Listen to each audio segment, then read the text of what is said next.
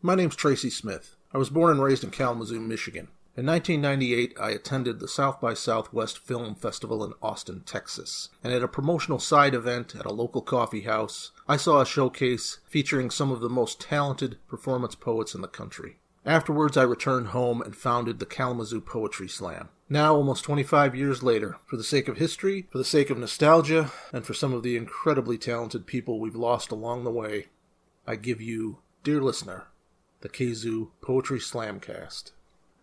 This is Slam Poem. Later, like the poems are like, you dirty fucking whore. But this is one of the good ones from the beginning. My ears reach into the suburban noise of night. It was a question asked in one naked moment that never crossed such lips. I am the smith. I am the poet. I am the Industrial Revolution. No longer bright as fireflies, but bold. Finding how wonderful we are, we form the sweet nature of the future and the reasons that we sing. Before we jump into the second half of Reggie's feature, a little bit of slam history. This was recorded just a few months before Reggie moved from Chicago out to the East Coast. Poetry Slam was invented in Chicago in 1986 by a fellow by the name of Mark Smith, no relation. From there, it spread to Ann Arbor, Michigan, New York, Boston, San Francisco, and on and on and on. So the two closest slams to Kalamazoo were the two oldest slams in the country. I like to think that Kalamazoo got its heart from Ann Arbor and its soul from Chicago. But you probably didn't tune in to hear me reminisce and ramble and bullshit. So let's get back to the poetry. Thank you.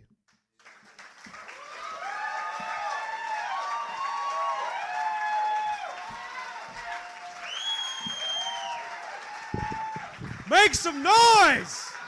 Holy shit! Woo! One more. Ellen. Come on. You got it. One more. Come on. Keep making noise. Come on. Woo! Don't stop till you... One more. Woo!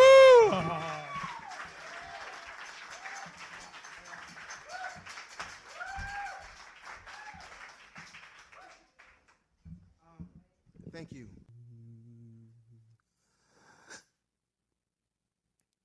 God is a blues man, sitting cross-legged with an axe angled out the lap, loving and reviling us all like flatted thirds pressed against the frets of pain. God is a blues man, what's got life and death strung like strings across the lover's neck, digging, prowling around the alleys of your mind, trying to find infants crying from fear of the night. And now God, who feels it's his man given right to cop and answer anybody whose head was having a dream about him, ambushed mine one time, taking the shape of a ghost note while cooing fugues of rain from the mouth. A mouth that transformed itself into a dimly lit window placed eastwards in backwater shacks of sky. A window I creeped through, dug myself like Vishnu, sleeping on beds of lotus, dreaming about creations and crossroads etched in my hand. And at that cross in the roads before consciousness shattered this vision to awakening's demand. At that cross in the roads came the man I would be. My humanity began to expand. Now I understand that I is the blues man. The blues man is I. I is the scream of all things terrible and the whine of all things trembling. I is the seraph whose wings beat hatred and the demon who smiles redemption. I is the whisper that cushions the broken body in the sepulchre of tumultuous existence. I is the blues man. The blues man is I. I is the blushing flesh of a trembling virgin. I is the hoe that blows the dawn. I is the throbbing eye of the battered wife wondering why her husband's gone. I is the song of fatherless generations who were sired by the loins of war. I is the coming of the Bedouin soldier, bringing the smashing of heads and culture. I is a white sail blown upon the winds of profit, floating on ships made of black severed hands. I is the blues man. The blues man is I. I is the ornament we forge every time we shackle a human freedom. I is an eagle's feather trampled beneath the hooves of final solution. I is the shamed thighs of all raped women, demanding the rapist's death as my retribution. I is the blues man, a black boot-stepping, goose-stepping, stomping down the doors of scapegoats. Blues man, the screaming stream of ash, blackening the skies above Bergen-Belsen, Dachau, and Auschwitz. Blues man, I is the knife, the wound, the blood that will question soon, I is the exorcism and the baptism, the missing eye of collective myopia, the elegy of praise buried within the fecundity of this anathema. I is the fingers of dead lovers who who still tickle one another beyond the minefields of war-torn lands. I is the blues man. The blues man is I. Bring me the tears of a 5-year-old son, wondering if he'll ever fill his daddy's shoes at all. And I'll give you the soft-eyed grin of a father who knows that one day those shoes will grow too small. Sing me the choir of home sung while you're in exile as your feet trod the sod of the stranger, and I'll give you the star that will guide you toward your miraculous births in the manger. I is the knocking, I is the door, I is that voice both harsh and warm, I is that last bit of will your pain cannot kill, that fine thread of life upon life's tapestry of storms. Listen to the jangling discord of my sonata, hear within its pale blue murmuring the spin cry of hope. Listen to the single flower fighting while sighing its way through the cracks of concrete, and hear eyes split wind and cheek depth with this breath called survival. I is the blues man. I is the blues man. I is the blues man, blues man, blues man, the blues man, the blues man. Is a kukwesi c'est long to mo. C'est long, Kalamazoo,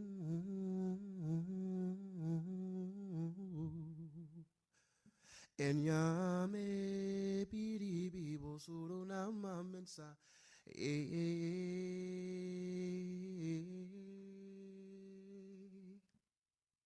and yame bidi bibo suru na mamensa,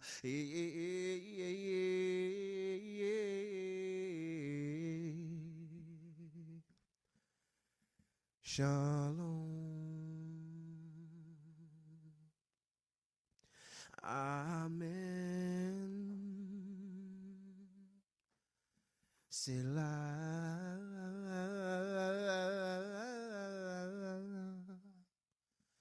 Salam.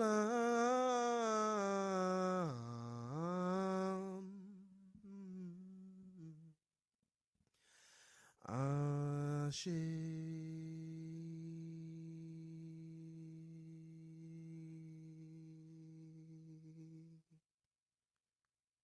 One of the greatest musicians of all time is a man by the name of James Marshall Hendrix, otherwise known as Jimi Hendrix. And he's a gentleman who's never been properly eulogized. Buddy Holly got a story. Elvis got too many. You know shit. And Jimmy never got anything. This is my way of giving respect and life back to a man who's helped me through a whole bunch of hard times. Hope my voice can deal with it. I got a cold. Look at the sky, turn a hellfire red, Lord. Somebody's house is burning down, down, down. Look at the sky, turn a hellfire red, Lord. Somebody's house is burning down. Burn it down, burn it down, burn it all the way down, Jimmy. Make us burn in the flame that became your sound, Jimmy. Grab an old Legba by his neck, making him show you your respect. Hoochie man, strangle him, hoochie coochie hoodoo man, wrangle him, voodoo child. Make his steel string sing and ache and bend and break and sin. Capitulate and give in to the will of your beautifully blessed fingers, your blessedly beautiful fingers, bewitchingly bleeding, bittersweet, southpaw, serendipitous sighs and strange Stratocaster tears, tears that soothed and burned, twisted and turned into steam as they fell and careened toward all hot hell-bound souls and rolled back into your gypsied eyes, only to fornicate, copulate, become sodomized by the penetration beautiful of sweat, band-born acid rain. And the purple haze ran through your brain and drained into the veins of trippers, day trippers, turned acid angel by the gift of little wings from you, and with the aid of your merry crying winds flew not only above, around, and through crosstown traffic, but above, along, and well beyond the watchtower to a realm where gods were making love to little Miss Strange foxy ladies in little red houses over yonder, and on rainy days would sit back and shoot crap with laughing Sam's dice and boast about who had the most experience. And the muse and bruise of your sadomasochistic blues would ooze through floors and LSD doors, leaving psychedelic relics wrecked on psychedelic shores. Talking about the night, the brother got right at his height, rocked Woodstock, played the remade American anthem, and all the flowers in the garden chanting, go ahead, brother, piss off the power structure, brother, say fuck you to the structure, brother, one more time, one last time before it's your last time, brother. Stick and move, hit and run, stick and move, hit and run. Try to get your ass beyond the grip of the grim one. Try to get your ass outside of the sight line of death. Try to get your ass beyond the reach of the reaper by dodging that son of a bitch betwixt the expanse of Django cacophonous chords and hanging out in shadows, spread it with feedback. Jimmy, the anointed. Jimmy, the Christ. Jimmy, humanically duressed, maniacally depressed, manifested Messiah, impaled upon the neck of that thing you love the best, your one heart's true burning desire. Jimmy Christ, forever walking on the waters of a bad trip, turning all of them bad trips into wine, casting your net on the waters of a bad trip just to see what's there for you to find. Jimmy Christ, patron saint of divine distortion. High heel, fuck that distortion, Jimmy. White collar, pimp that distortion, Jimmy. Jimmy Christ. Too soon did you force the hands of demise, but I ain't pissed off gypsy eyes, because right now I'm digging on and copping the fact that you and your homeboy God are somewhere up there in electric ladyland, sipping on celestial moonshine, about to tune axes and cut heads and go toe for toe, blow for blow, lick for lick, stick for stick. But first, right, y'all got to stop and laugh your asses off at that fat ass slurred mouth country fuck over in the corner with a rhinestone studded jacket and jacked up ass bell bottoms. Who's trying to sing lead at the same time he twists his torso to molest an innocent, unaware sheep. Jimmy Christ. Too soon did you force the hands of demise. But I ain't pissed off gypsy eyes, because I'm digging and copping the fact that any mother lover living a life like you led deserved to die the death you desired. To die young, to die high, to die stoned, to die free, to die young, to die high, to die stoned, to die free, to die young, to die high, to die stoned, to die free, to die young, to die high, to die stoned, to die free.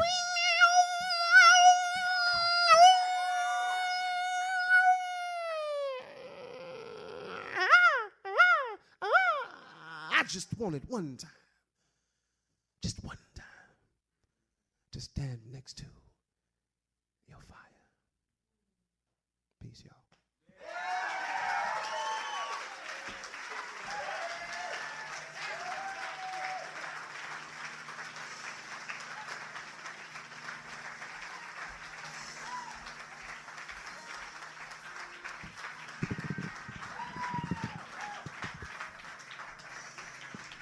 I don't know about you guys, but I got to take a break.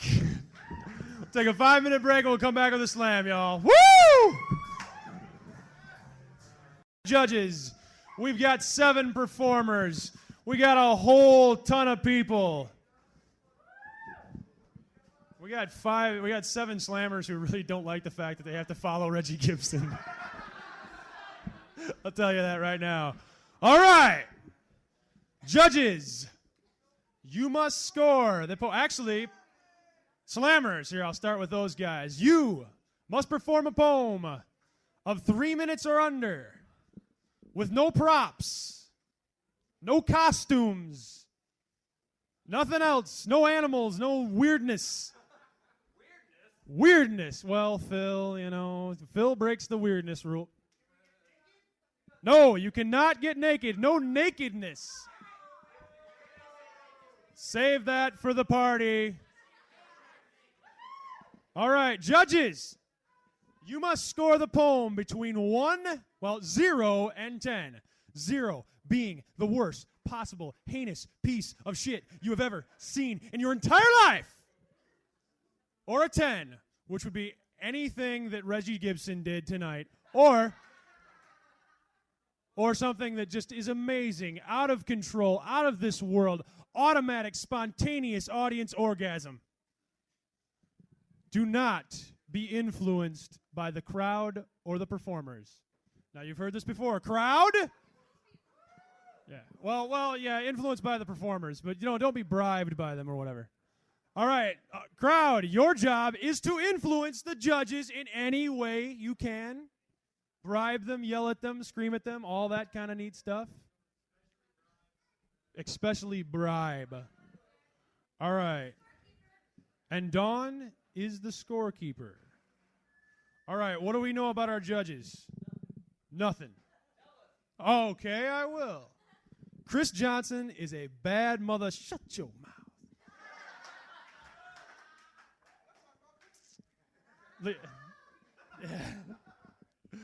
Leah says, impress this mother. Right? Is that what you... Yeah, you wrote it down. I'm going to say it. Keep reading. Oh, impress this mother and daughter team, which they're not actually a team because they're both judges. And Penelope is an instructor in the Kalamazoo schools. John, where's John? John says, I own a Barry Manilow record, y'all. Yeah, he's the one. That's the one. So you know how his judging's going to be. All right. And Lou, where's Lou? Let's see it, Lou. Okay, Lou is an advanced chess player. So for all you chess players out there, go see Lou. He'll teach you something or, whatever. All right, we got 7 slammers. 7. There are 7. Not 6, 7. But before we bring each of the 7 slammers up, we got to bring up a sacrificial poet. Someone who is going to let the judges kind of calibrate where their judging is going to be. Why do we bring up the sacrificial poet? Dawn. We're going to bring up Dawn, and she's going to come up, and she's going to do her piece. And the judges are going to kind of score it so they get warmed up and get into it and whatever. And then from there, we'll go on to the rest of the slam. So, unless I've forgotten anything, which invariably I do, we're going to bring up Dawn for the sacrificial piece. All right, come on up, Dawn.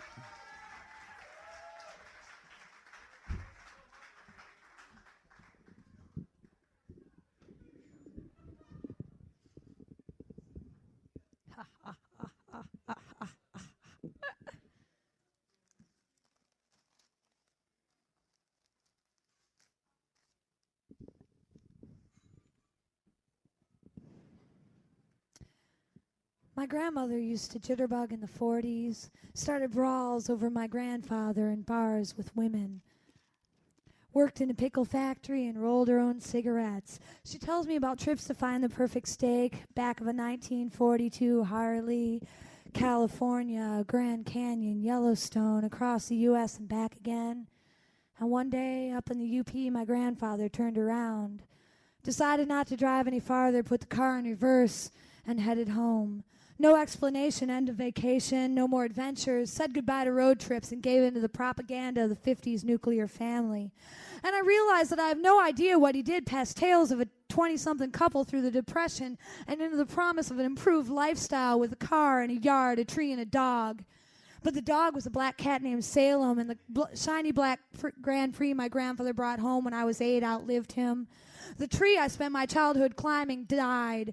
They ripped it out of the earth. I showed up one day and it was gone. Like their lives had disappeared somewhere between Charlevoix and the Canadian border that day with my uncles and my mother, folded into the neat little box that held the precious memories, forever frozen black and white photo albums, labeled like specimens, Yellowstone, 1949. My grandmother, a primly dressed woman, clutching her handbag, protecting it from the bears, I suppose. But I remember her, a tiny stick of a woman smoking Salem 100s and drinking tab. My grandfather yelling from the overstuffed brown corduroy easy chair, "Is that kid here again?" I learned an appreciation for Reggie Gibson and had my first taste of beer behind my mother's back. I was 5 and thought it was terrible, but it was our secret. And since he died, I feel so disconnected when I look around on Thanksgiving, and my family is 600 miles away, and I can't even seem to find leftovers, so it's PBJ and popcorn. Instead of my family, Irish to the end, men gathered drunkenly around the bar, women sitting chatting, drinking coffee in the dining room. And I miss his smell of Lucky Strikes, Budweiser, and Old Spice, because there was a bond with the only man who took the time. And I realized that it doesn't matter that I don't know what happened after that day in the North Woods. He rode a Harley and taught me to wink. And when he looked at me, he must have seen a little bit of a 20-something couple dancing drunk in a hometown bar, living life, knowing that one day I'll probably give in too. And I wonder if it made him sad, silently cheering for the odd grandchild out, black sheep, not to find a boy, settle down, buy a house and stock in GM. Praying that I won't turn around, that I always wake up in Graceland.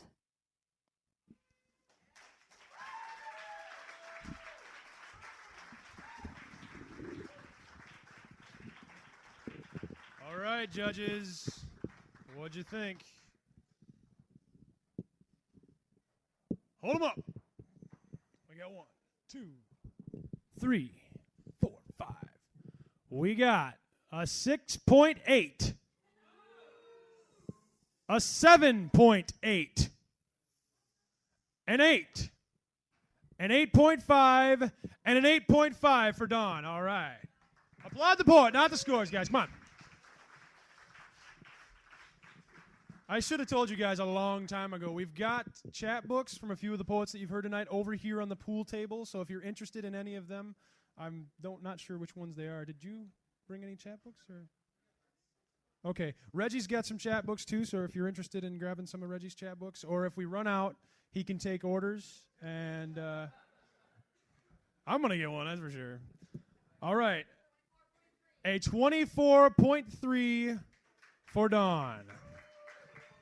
All right. Clap for the poet, not the score, guys. Come on. All right.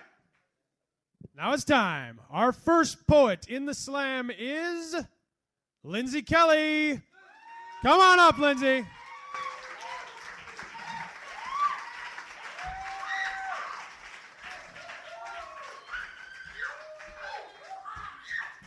Shit happened to me the last time. I'm fucking first.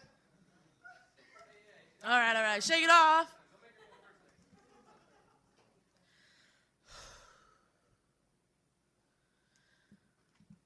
Whispers of the past, like the wind in my hair, tells me the story of the once wild woman.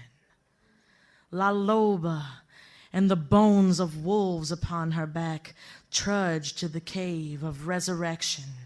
She's built, curved in the middle, shaped like the half moon when all cycles begin, seemingly not all there but always whole. Speaking more to nature with her clicks and low whistles, my heart understands every sound.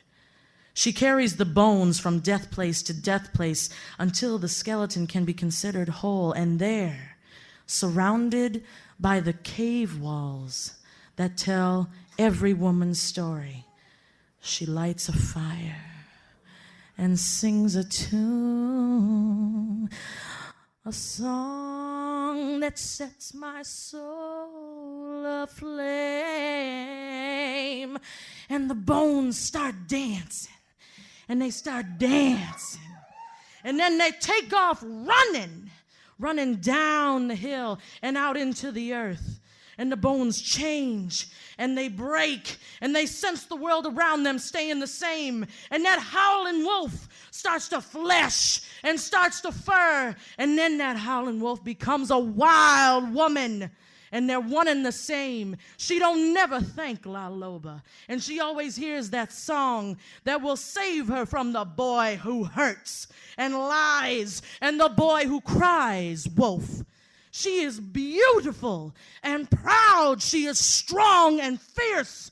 She is fertile and therefore will never die. Always singing La Loba's song of the soul. She is there beside you now, within you, woman, waiting for the song that sets her running after the fire. That fire that will ignite stronger than romance in the center of her chest, that burns long after she is dead. And when her bones are found in a pit outside Phoenix near a well, or in the back of a burnout car and the windows shot out near El Paso, or discovered by truckers en route to Mexico, you'll know this story is true and begin to listen to your own song.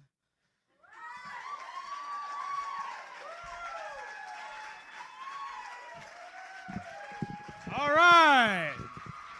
Woo. All right, judges. Get 'em up. We have an 8.8. You don't like that? An 8.0. A 9. A 9.1. And a 9. All right. I forgot to tell you guys before, we take out the high, and we take out the low, and we take the 3 in the middle, average them, and that's the score. All right, we don't average them, we add them. Okay. What do I know? 26.8 for Lindsay. Applaud the poet, guys. All right. Next to the stage, we have Dan Stevens. Come on up, Dan. So I'm alone in a room with a guitar and an amp as loud as the devil and clean as the Lord, and I'm playing this riff like a thunderclap hard, and I love it and I need it and I can't stop until I get it right all the way through just once, and I keep fucking it up and I keep fucking it up and I keep fucking it up, and I can't stop until I get it right all the way through just once, and it hurts like a python wrapped around my forearm, and it hurts like wire whips tearing at my fingertips, and I love it and I need it and I can't stop until I get it right all the way through. So I'm alone in a room with a guitar and an amp as loud as the devil and clean as the Lord, and I'm playing this riff like a thunderclap hard, and I love it and I need it, and I keep fucking it up and I keep fucking it up and I keep fucking it up, and I can't stop until I get it right all the way through just once, and it hurts like a python wrapped around my forearm, and it hurts like wire whips tearing at my fingertips, and I love it and I need it, and I can't stop until I get it right all the way through just. So I'm alone in a room with a guitar and an amp as loud as the devil and clean as the Lord, and I'm playing this riff like a thunderclap hard, and I love it and I need it, and I keep fucking it up and I keep fucking it up and I keep fucking it up, and I can't stop until I get it right all the way through just once, and it hurts like a python wrapped around my forearm, and it hurts like wire whips tearing at my fingertips, and I love it and I need it, and I can't stop until I get it right all the way through just once. So I'm alone in a room with a girl and a problem.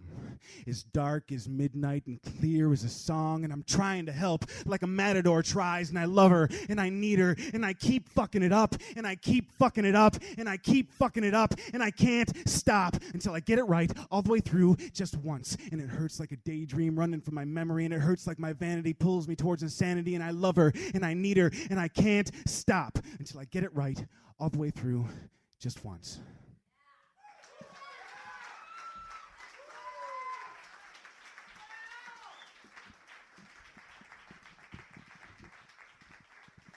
Practice makes perfect, boy. All right, judges, get them up. We got a 7.0. An 8. An 8.2. An 8.5 and a 9. That's low. That's low. You guys are some low judges. Jeez. All right. I forgot to tell you also that we take the top 2 poets in the first round and they go on to the second round. A 24.7 for Mr. Stevens. Don't applaud the judges, applaud the poetry. All right. Next up to the stage, we have Greg Bliss. Come on up, Greg. Buddha 10. 10 smiling Buddhas. I keep them all in a row. Pray to my Buddhas, they never say no. Buddha with the lid off. A Budapest in Budapest. Buddha Reputa. Let's do to Buddha what we did to Jesus Christ. Let's give him a channel and raise $10 bazillion by next Friday. Because if you don't give us the goddamn fucking money in 1 week, I'll ever see a vision of Buddha himself. That Buddha will strike me dead. Praise Buddha! Buddha Khan. A Buddha Khan. Shake your booty, Buddha Khan. Hey, baby, want to touch my Buddha? Budacino, Barry, Ben & Jerry's, and Jerry Garcia reincarnated as a triple scoop bowl of Budacino waiting for you to slide down Buddha's big blue ice cream ass. Okay, so Buddha, Mary, and Jesus, Louis Farrakhan, Judas, and the last surviving members of the original cast of Hair are playing bingo at St. Andrews. Mary shows up late but never leaves. Farrakhan leaves early because there are too many stinking honkies stinking up the place. Judas leaves shortly thereafter because Jesus keeps telling him what the next number will be, and if there's one thing he can't stand, it's a cheater. Jesus finally gives up because he's afraid one of his disciples might show up with a sack lunch and everyone else will expect him to cater the event. Buddha ends up hanging out with the cast of hair. They smoke a big fat one with Mary, who goes on and on about how big God really is, and are violently bounced out of the place. Buddha gets the munchies, so they go raid the local Burger King. The whole time Jesus knows what Mary is up to, and it really pisses him off. I'll have my Buddha in a light cranberry sauce with the Chateau de Chateau. You seen one Buddha, you seen them all. Buddha bowling in a jumpsuit. Buddha skating a half pipe. Buddha wine tasting with assholes who shit golf balls. Buddha at Hooters copping a field. What are they gonna do? He's Buddha. Buddha at a nude beach laying next to his Buddha bitches. There's a Buddha in my head, but it's not me. Buddha in a mosh pit scaring the hell out of skinny punk rockers. Buddha knows when you are sleeping. Buddha knows when you're awake. He knows when you've been transcendental. So self-actualize for Buddha's sake. Buddha laser tag getting his ass kicked. Buddha skydiving, bungee Buddha, Buddha in an all-terrain vehicle, Buddha reincarnated as a meat stick at a summer arts festival. I will not eat green eggs and Buddha. Buddha, Buddha, Buddha, Buddha, Buddha, Buddha, Buddha, Buddha. You can't piss off Buddha. You can't piss off Buddha. Buddha in a box, Buddha impersonators, Buddha sightings at the grocery store in South America, at a trailer park in New Jersey, the 90-day Buddha diet. Put your hands on the television and touch the Buddha's belly. Spread the love, brother Buddhas. Spread the love. Pretentious Eddie Vedder grunge Buddhas, Marilyn Manson shock rock Buddhas, Buddha getting naked for Howard Stern Buddha, Almond Brother redneck, Southern country fried fat back and grits racist Buddhas, shit kicking line dancing Buddhas, Buddhas standing on the street corner asking for change, Buddhas rehab Buddha, drag Buddha, gay Buddha, straight Buddha, curious Buddha, hip-hop Buddha, techno Buddha, top 40 Buddha, alternative Buddha, classic Buddha, show tune Buddha, funk Buddha, Buddha and Pamela Anderson videos Buddha, can't stop the Buddha Buddhas. Did I fail to mention Buddha never asked you to die for him, and he doesn't intend to return the favor. 10 laughing Buddhas, I'm keeping them all in a row. Pray to my Buddhas, they never say no.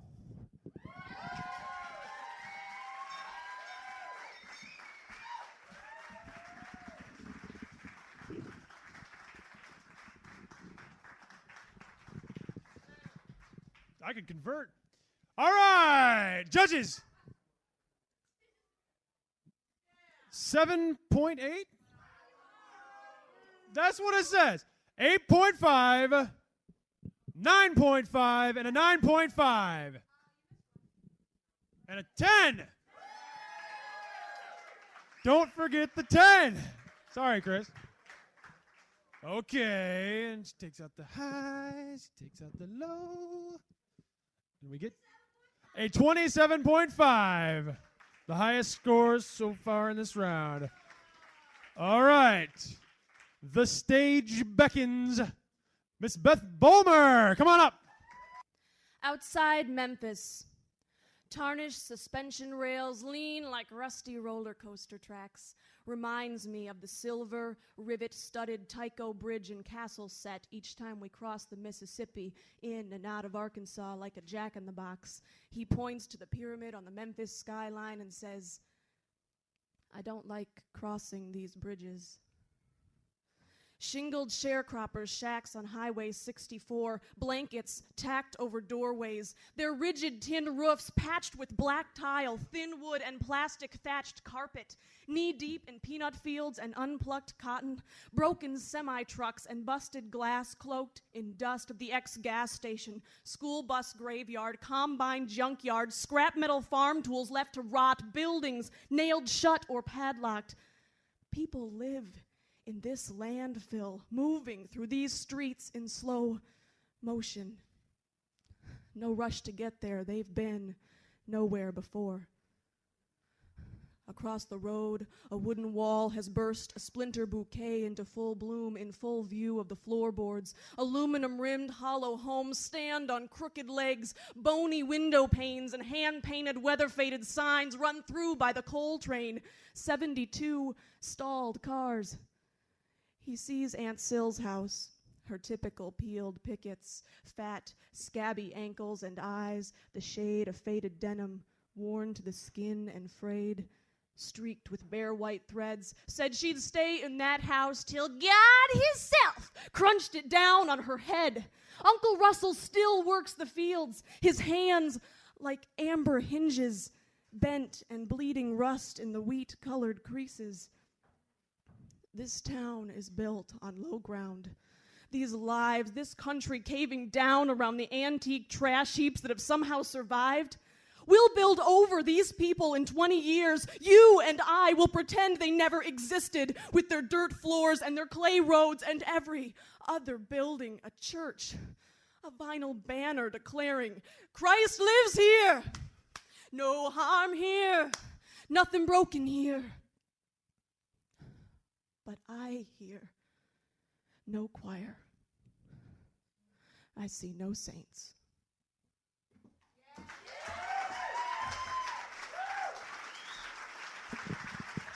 Woo!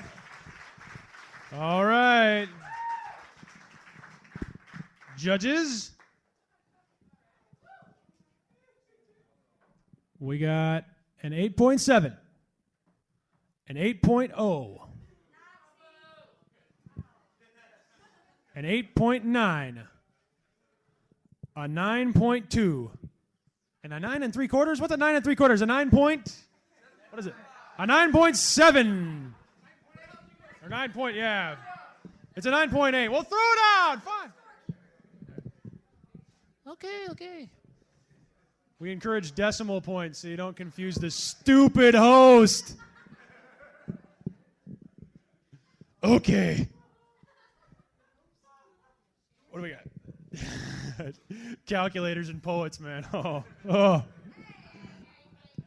We use all this technical equipment and shit. We don't know how it works. Just 26.8 for Beth.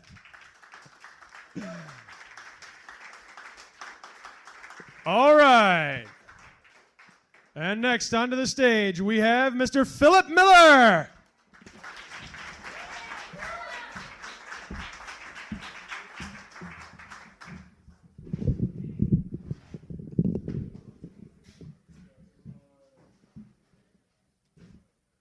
A rant for the girl who asked me to write.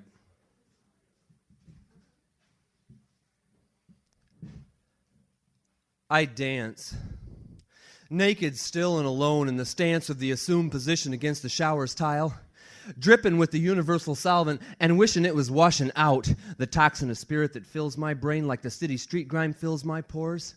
And rinsed clean together, they would both evaporate with the still, chill air of glass block window vents flowing or simply drain.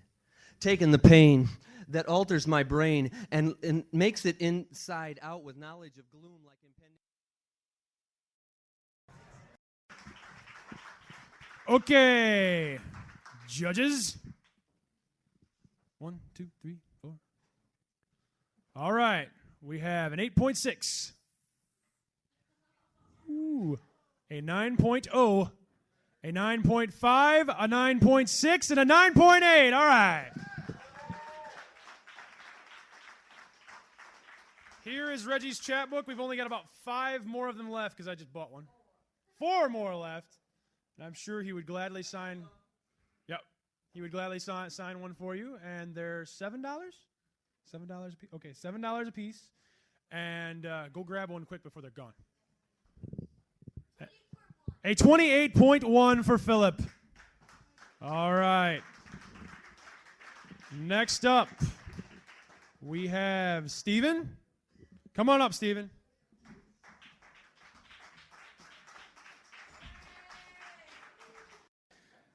Are you grumpy in the morning when little things go wrong? Do you let love out in dribbles and seldom sing along? Do you replay past offenses in your heart that's growing cold, spitting little shafts of anger, wasting life and growing old? Forgiven, you'll be happy, you are really made of love. You're a never-ending source, push it out, just give a shove. Let down all defenses, cast off all your fear. Live only in the moment, hold everybody dear. Don't grumble at your spouse, flirt and dance instead. Smile and hug and kiss and tumble into bed. All of life is trivial except the love you spread around. It's the only thing important, so get busy, knuckle down.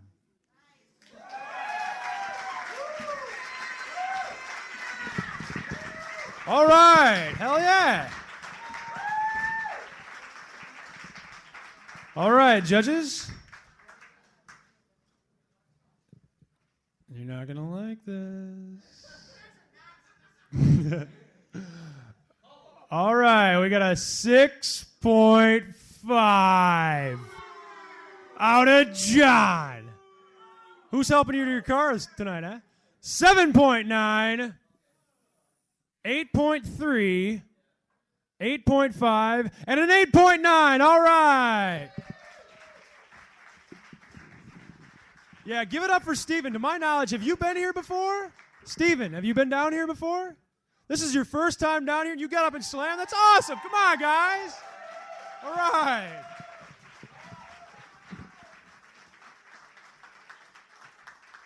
A 24.7 for Steven. All right. All right, and our next poet up. The last poet of the first round is Drac. Come on up, Drac. So I hear I'm arrogant.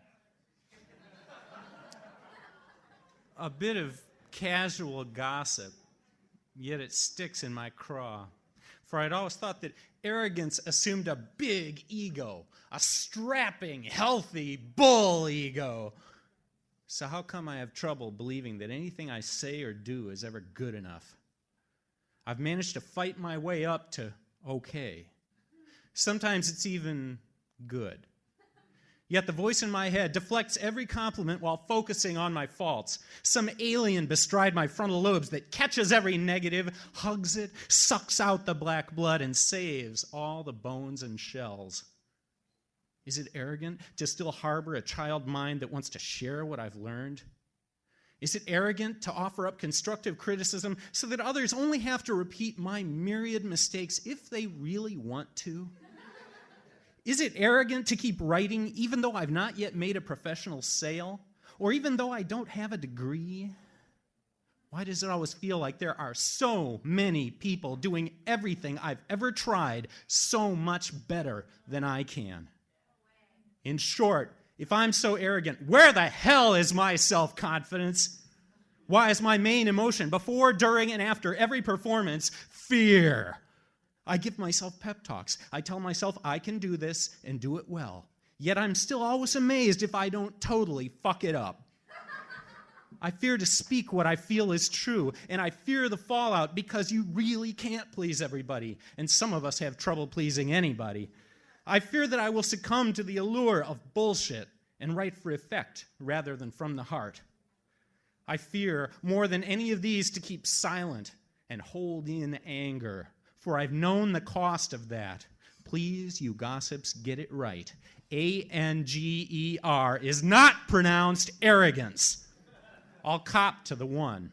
Clouds of frustration over oceans of anger, fed by mighty rivers of glowing bile. Is it my sarcasm that seems arrogant? Forgive me. It's the best safety valve I've ever found. Of course, it might be fun to be truly arrogant for a change. Then maybe I'd believe that I was brilliant and attractive. Maybe I could call everyone who disagreed with me an asshole and mean it, instead of feeling like an asshole myself. Insecure, angry, yeah, though I try to work it out. But arrogant? I'll tell you what's arrogant. Arrogance is believing that the artistic ideals you worship are so unquestionably superior that they will never again be equaled, let alone exceeded. Arrogance is stating in a confident voice that slam poetry isn't really poetry, but that beat poetry is.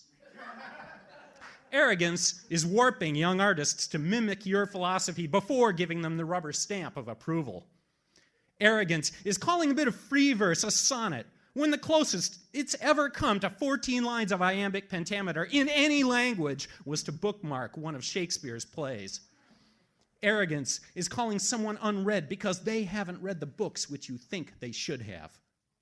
And when unseen literary stamp arrogant on my forehead, it doesn't mean I'll suddenly think I'm better than they are. It will just piss me off. Ask any scorpion. The virulence of one's venom depends largely on what one is forced to eat. Lastly, to my silent critics, I know I'm only a bug, for I've scuttled around the feet of giants. I'm sure that if you chose to, you could smash me flat. But speaking of arrogance, when you come to do it, don't wear sandals. All right.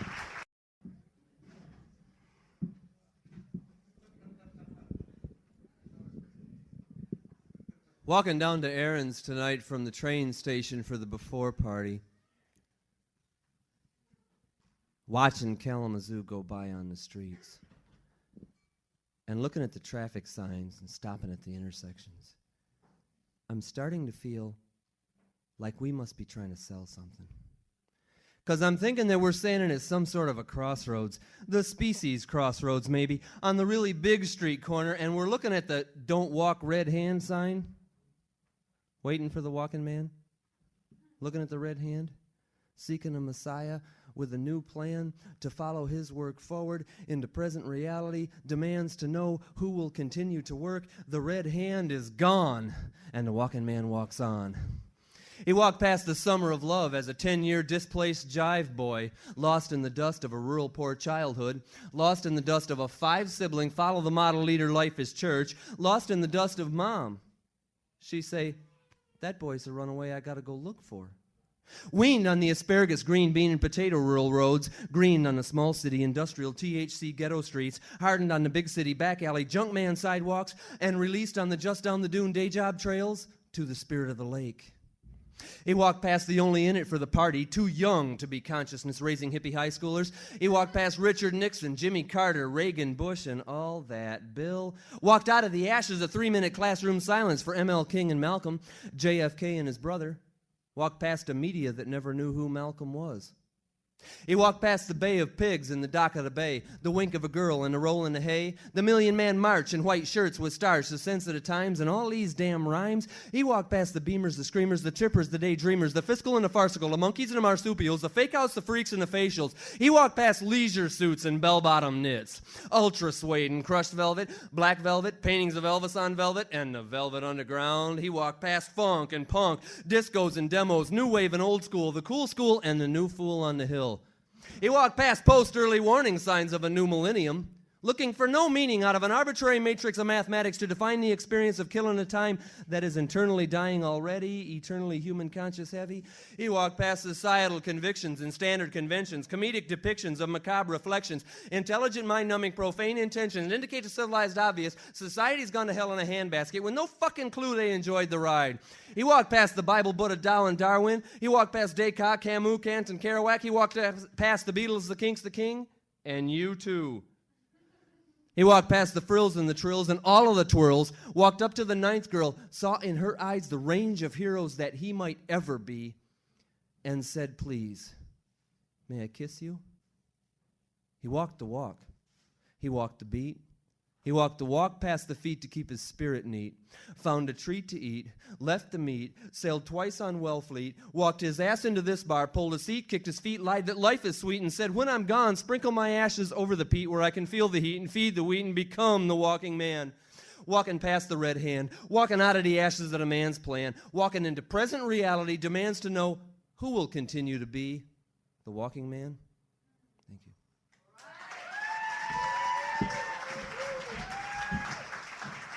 All right.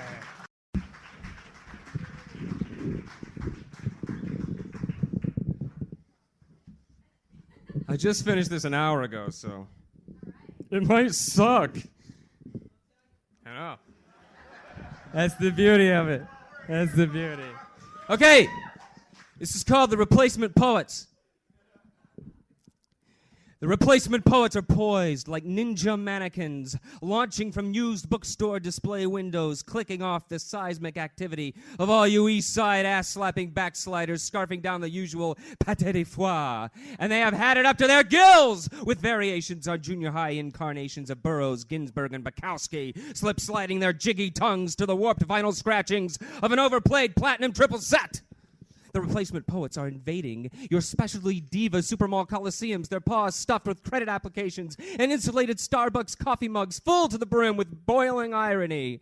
They're sporting skateboards and portable paperback infernos as they surf Dante into the lower levels, scanning the souls of the dispossessed management class lurking behind counters, carefully cradling their $50,000 diplomas and praying to a God they barely remember to make it through the next 10 years of indentured servitude. And nothing will stop the replacement poets from stripping down and showing a little skin when necessity pushes them to flame an envelope that never carried an invitation for our dangerous brand of social rhetoric and necrophilia.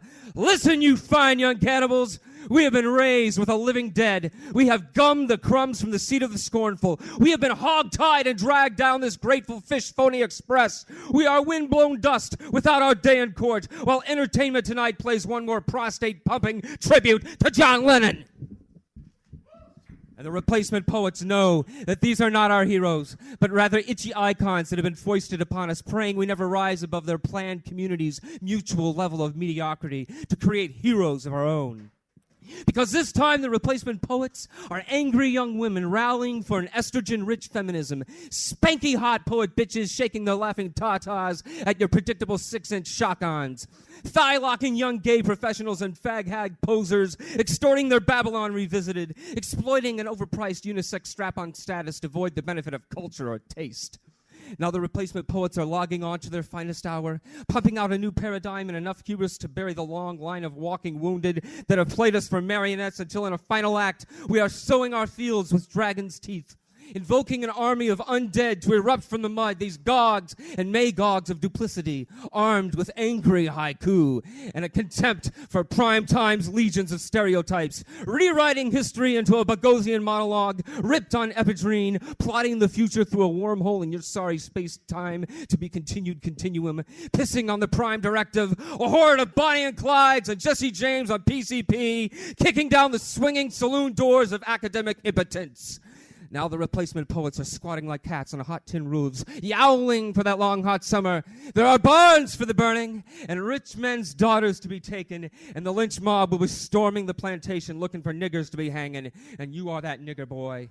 You are that great excuse for war and empty promises and the vacuous sterility that is this age. You are the minimum wage Clydesdale that will haul their fat asses into the new millennium. You are this generation's nigger. You are Langston Hughes trapped in a cracker's body. You are the final restitution of Martin Luther's assassination. You're a 25-year-old X-file dusted off and crying to be broken. And let me tell you, brother, this time, you better fight like hell.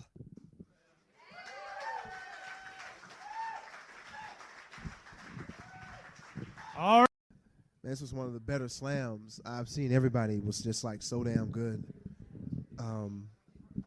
My voice is just about trash, as everybody would probably know. In Chicago, if you ever make it there, on the corner of Michigan and Pearson,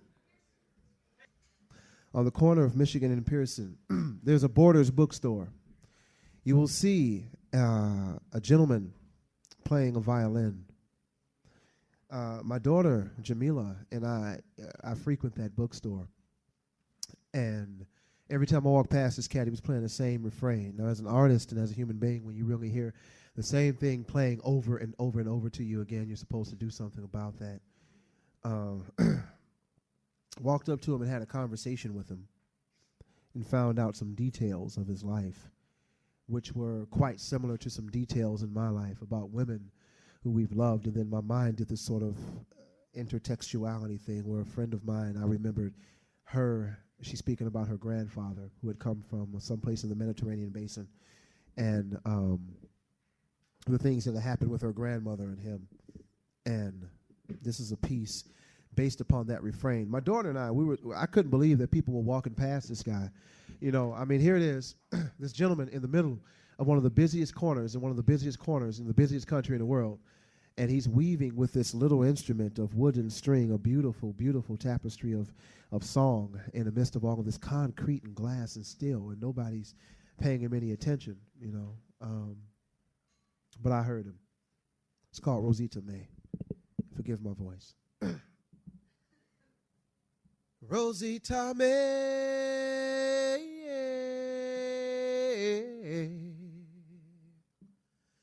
Rosita May.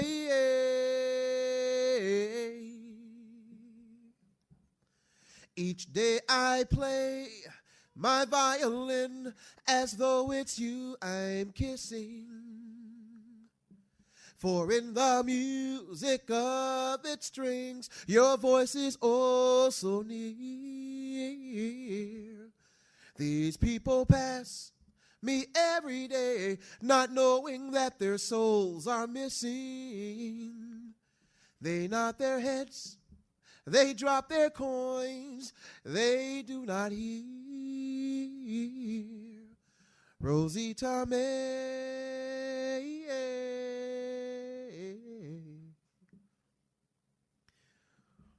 These people here are dead. They know nothing of love. Nothing.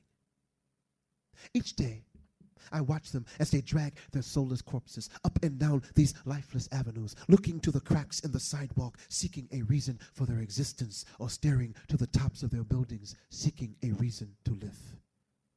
Not one of them can bear to look at me. I remind them of what they have never known. The men in this country know nothing of the raven which comes to rest in a woman's eyes once you have loved her body as the water loves the moon, or of watching her skin blossom like a night flower and drink the silent sun's reflection. No woman here has ever kissed away the crumbs of bread and fish from her lover's sweaty mouth, or licked the salt from his fingers after he has worked all day for her in the fields. Oh, how I pity them all. Each day I come and I play my violin, and these people in their ignorance think I play only for their money. In their blindness, they cannot see that I play for you, Rosita. I play to honor and to mourn the memory that is love. And as I play, I pray that our song will travel to the sky, weave itself into a cloud of your image, and rain upon these pitiful creatures, so this world will know love again. My hands must bleed the sound of your last summer. My fingers need to sing your soul's last sigh. For you are here within my heart, a ceaseless thunder. Rosita May, why did you have to die? Rosita May.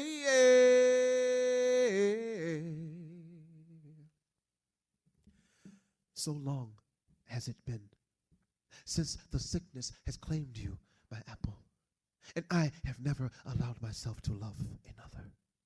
Even as you held my hand that night you slipped into sleep, making me promise to love again, even then I knew that I could not. But hearing those words were the only way you could go in peace. How funny is it? The only lie I have ever told to anyone, I have told to you, the only woman I can ever love. Yes, I expect I will be hearing all about it from you one day soon. But when you left, my apple, I believed that all the world's love left with you, that no one could ever love again, not like you and I cursed God with this toothless mouth, and I have not been able to forgive him until lately. There has been one who comes often to hear me. He is a black man. He brings with him a little girl. She is the color of our wedding bread. Usually he says nothing. He just stands there holding her hand or writing in this black book he carries with him. This lasts sometimes an hour, maybe longer. Then he just leaves, just like that. Not a word, not a nod, not even a coin. He just walks away. But today when he came, we spoke. And even though my English is still not so good, I think I understood him. He tells me he is a poet, Rosita, a poet. Do you believe that? A poet, yes, yes. I know, Mansana. If you were here, you would tell me all about how easily fooled I am, all about how the people in this country are often not what they claim they are, and I know this is true. But he opened this book and showed me what he was writing, what he has been writing all along. It is a poem about us, Rosita, about us. He tells me that he is putting words to our song, and I think to myself, what could a man like him, what could a man so young know about love and loss? But I look into his eyes. and there is a secret. No, there is a truth. A truth which tells me that he has known love and lost before. Rosita. I wanted to talk more, but he put his book away, pointed to the sky, and said, I've got to go. It looks like rain. I looked upwards and replied, yes. I think finally it will rain. Rosita, perhaps there is hope for these people yet. Your cloud is here. My time is near to go into the twilight. It's time to fade into that dream which also brings the rain. And when the angels ask me my reason for living, the only word that I will sigh will be your holy name, Rosita May. Rosita May.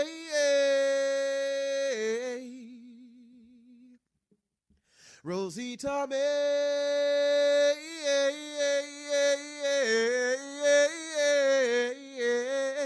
Rosita May.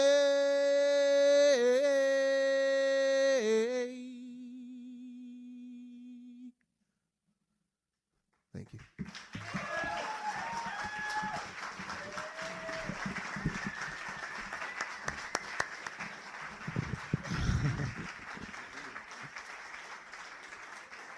Wow.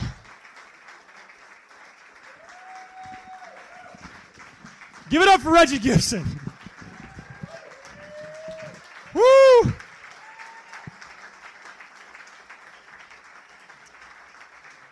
All right. Thank you guys for a great fucking year. It's been awesome. We got 2 more shows this year, and then we start out the millennium, and hopefully it'll be just as great as this one. Thanks a lot, guys. Have a great night.